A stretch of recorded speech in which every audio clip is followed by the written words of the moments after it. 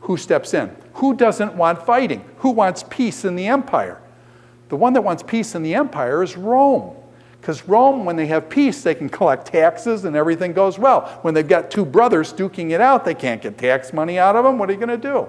So what happens is Rome in 63 BC, and this is the big transition, the two brothers, Aristobulus and Hyrcanus, are duking it out. In 63, Rome steps in and says, back off, brothers. No more fighting. Each to your corner.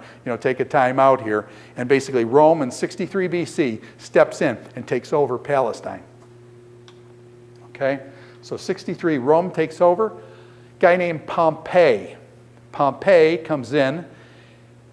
General walks into the Holy of Holies in the Temple Mount, looks around, apparently didn't see anything, says, hey, there's nothing in here, walks around the Holy of Holies and walks out. That's Pompey, 63 BC, goes into the Holy of Holies. Antipater's boys, who are Idumeans, Antipater, Idumean down south, his boys are trained in Rome, and so Antipater says, hey, these Jews are always fighting each other, why don't you make one of my boys king of the Jews? And so I realize we're Idumean, but hey, the Idumeans and Jews didn't get along too well anyways. But Antipater has an in with Rome.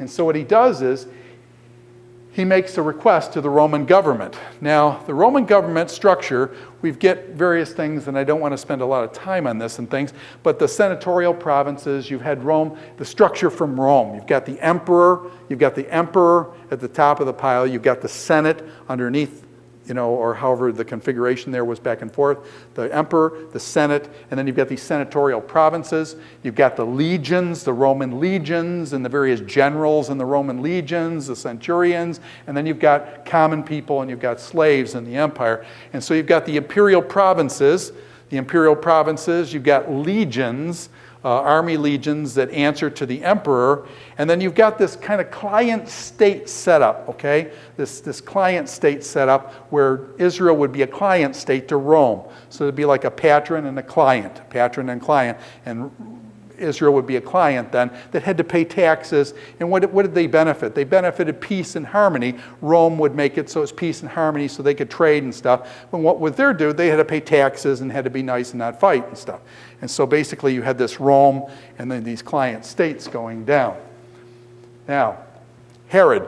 Herod was Antipater's son, and Herod then is put on by Rome, Herod the Great. This is Herod the Great, dies, as we said before, in 4 BC. Actually, Jesus was born about 5 BC, and this is Herod the Great. This is the one that's recorded in the Bible. This is the time, just around the time just before this, you had Julius Caesar in what's called the First Triumvirate. Julius Caesar, do you remember Caesar gets it stuck, and you got Atu Brute and all this kind of stuff, Brutus killing him and stuff. And so you've got Julius Caesar becoming the supreme leader. He is assassinated about 44 BC. This is just before the time of Herod the Great and Brutus and that kind of stuff. This is the First Triumvirate with Julius Caesar.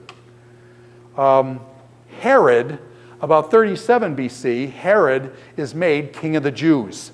And so Antipater makes a plea to Rome saying, hey, make one of my sons, head of this provincial area. And so Rome says, okay, we'll take Herod and we'll make your son Herod king of the Jews. He's called Herod the Great. Herod the Great. We're going to see why he's great and why he's not so great. But Herod was made king of the Jews.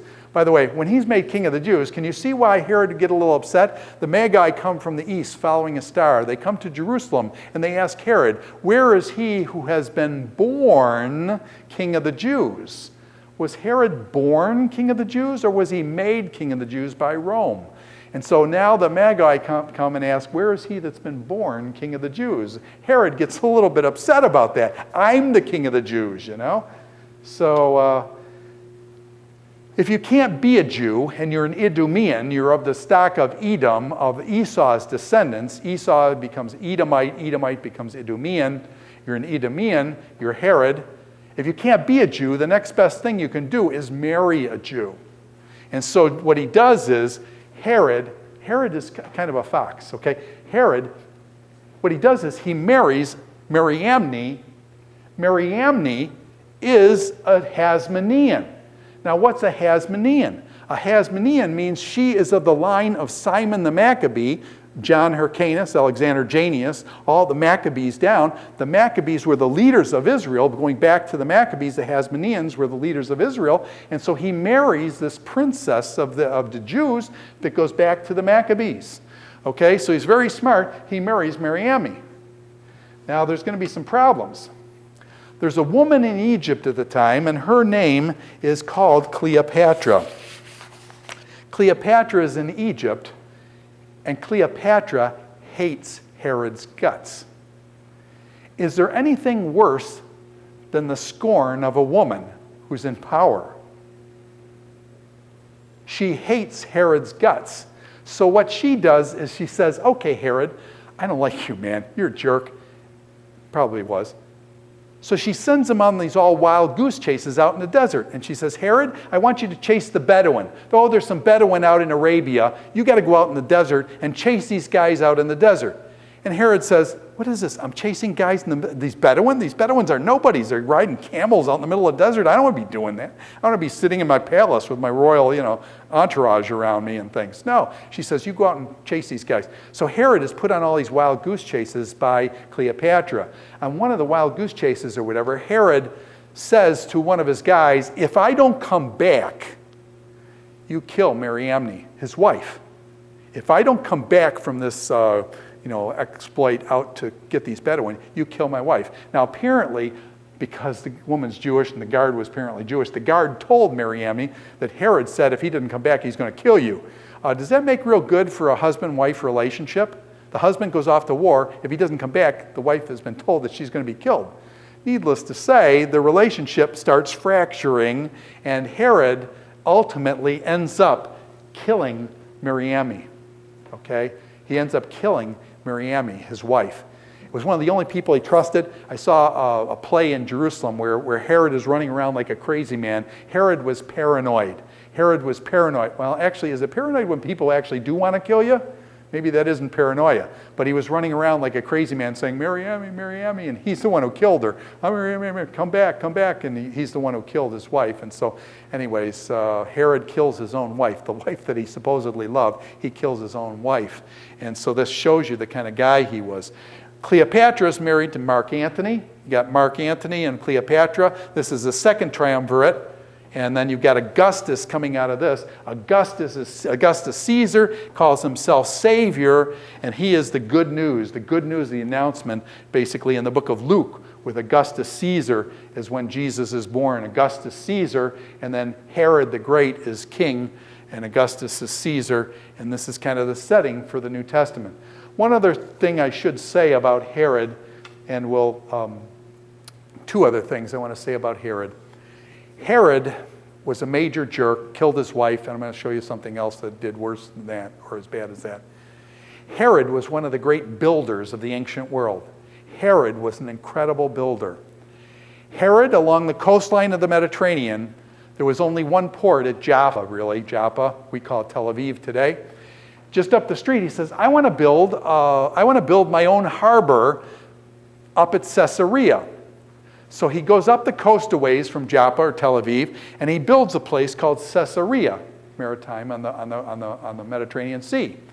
But in order to do that, because the sand is going up and down, he takes these huge stones and he drops them into the ocean to form his own harbor. In other words, he makes a harbor out where there was no harbor before, just by dropping these huge stones into the ocean and forming a harbor for him.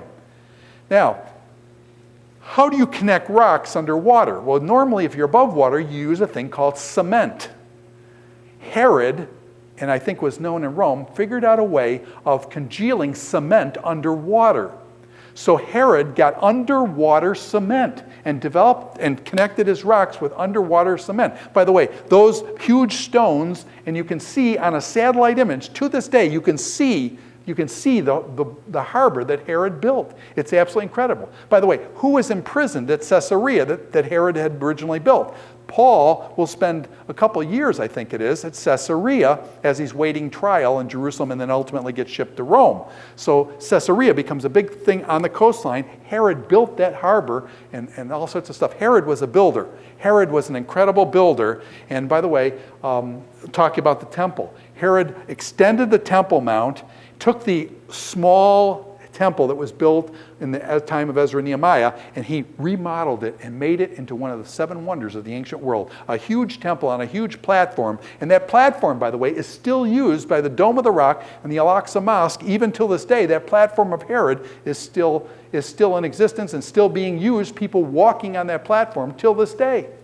So Herod rebuilds the temple, and that's why Jesus said, destroy this temple in 3 days, and I'll raise it up in 3 days, and the people just freaked out. Herod took 46 years. How are you going to do this? By the way, to this day, and if you get my program, Get Lost in Jerusalem, you can go up to the Western Wall, or what they call the Wailing Wall. The Jews prefer the Western Wall now. It's the last part of the Second Temple that's left. And when you go up to the stones that you're going to see there, you see these huge stones. You can tell a Herodian stone just by the frame that it has around it. So I can walk up to that wall and I can pick out which stones Herod put there and which ones Herod didn't put there, because Herod's stones were so well crafted. They were so well crafted that you can't get a razor blade between the stones. They are so well fit together. Herod was an incredible builder, rebuilt the temple. It's that second temple that Jesus is going to come into. Jesus is going to walk into and throw out the money changers of Herod's temple.